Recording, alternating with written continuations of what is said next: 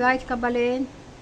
Magluluto na naman. Ako po si Inang Mukbang. Magluluto na naman po ako ng isang masarap na recipe. This time naman po isda. Kasi malapit na po yung Holy Week. Next week na. Kaya umpisa na po natin magluto-luto lang ng gulay. Saka ng mga fish, yan, mga seafoods. Kasi bawal po ang karne pag Holy Week na. Siyempre ito, gagamit ako. Yan guys, so, gumamit ako ng ulo ng salmon. At saka ng belly, yan laman niya. Yan po. Tapos, ayan po yung mga kanyang mga rekado na gagamitin natin. Bawang, sibuyas, luya, kamatis. Siyempre, gagamit tayo ng ito guys, yung sinigang mix. Yan. Saka ng asin. Yan po, sa gilid yung asin. Yan, yung sea salt niya, yan. Tapos, gagamit tayo ng gulay. Ito guys, yung lalagay natin. Okra, may sitaw. Of course, hindi mawawala yung kangkong at labanos. Ito guys, igigisa muna natin siya, umpisa. Pero ito guys, gagawin natin dito, sasabawan ko muna tong gulay sa hugas bigas. Tara guys, umpisa na natin magluto. Balik tayo sa pagluluto natin, itong sinigang na salmon. Ito guys, yung gulay, lalagyan ko na siya lalagyan ko na po siya ng hugas bigas. Ayan. Papakuluan muna natin siya ng unahin na natin pakuluan. Ayan, bubuksan na natin yung kalan.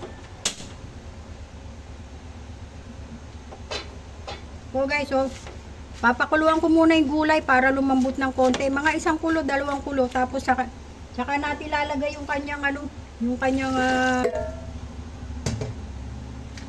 mga rekado, tsaka yung isda na salmon. Tatakpan muna natin siya. Yan po. Pisaan na natin mag-isa ng bawang. Yan na po.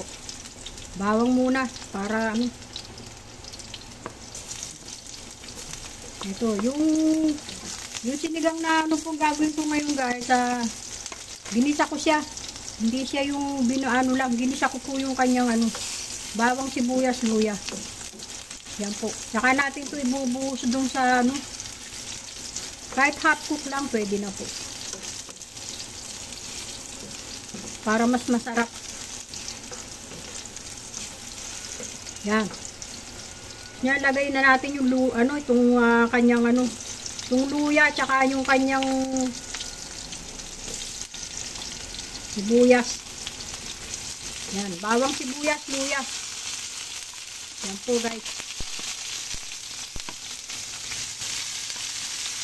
Tapos ibubuhos natin ito dun mamaya sa doon sa nilagyan ko gulay na may hugas bigas. Yan. Yan po yan, ganyan lang yan. Medyo isutay natin ng konti yung kanyang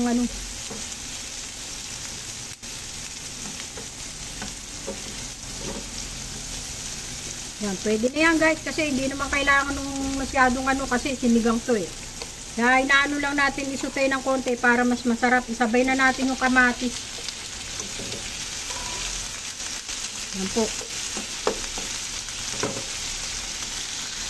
Balik tayo guys, eto na. Ayan na po yung kamatis.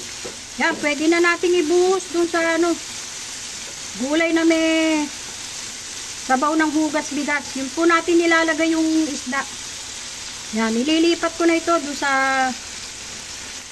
kabilang kawali. Balik tayo guys, eto na.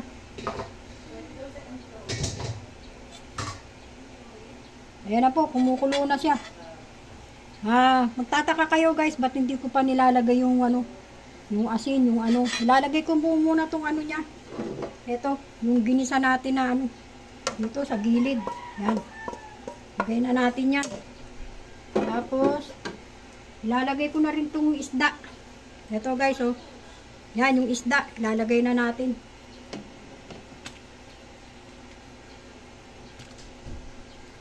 Yan. Yung isda. Salmon, belly. Po. Sarap niyan. Ito, pang Holy Week. Malapit na ang Holy Week, kaya ito, puro isda-isda lang muna. Ito, guys, oh. Ang kanyang belly. May ulo, may belly.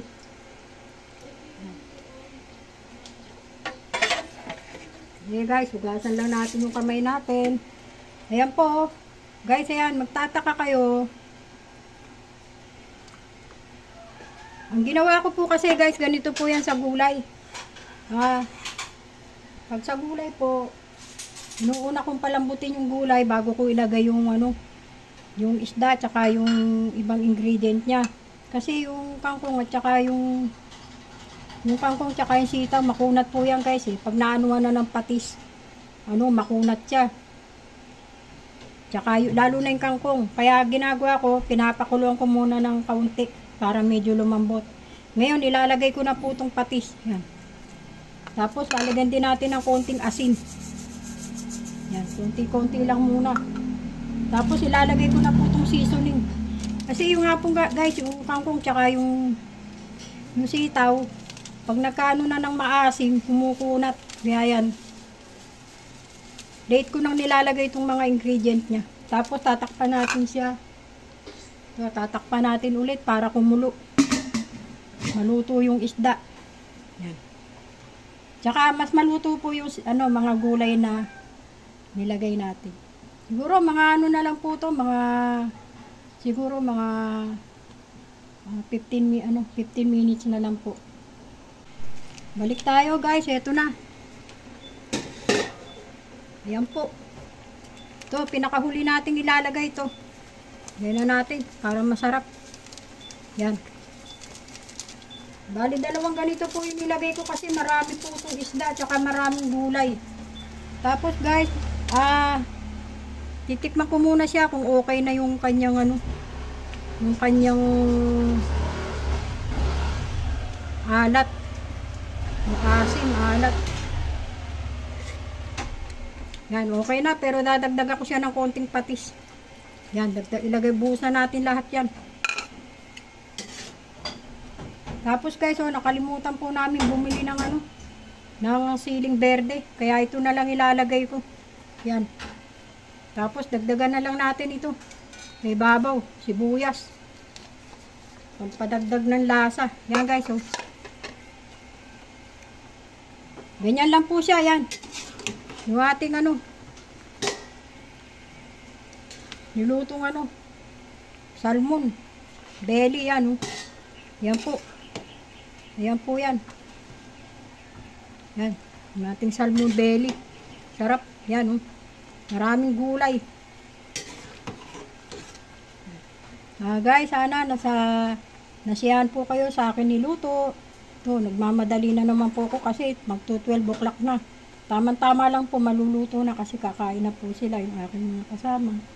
Maraming salamat po sa lahat nanood, yung mga nanonood po sa akin, sa mga OFW na nagtiyatsaga nasa ibang bansa, at yung aking mga kasamahan din po dito sa Pilipinas na kapwa akong nagluluto, nagbablog, at kung mga magandang channel nila. Maraming salamat po sa inyo lahat. Thank you so much po. Bye-bye po.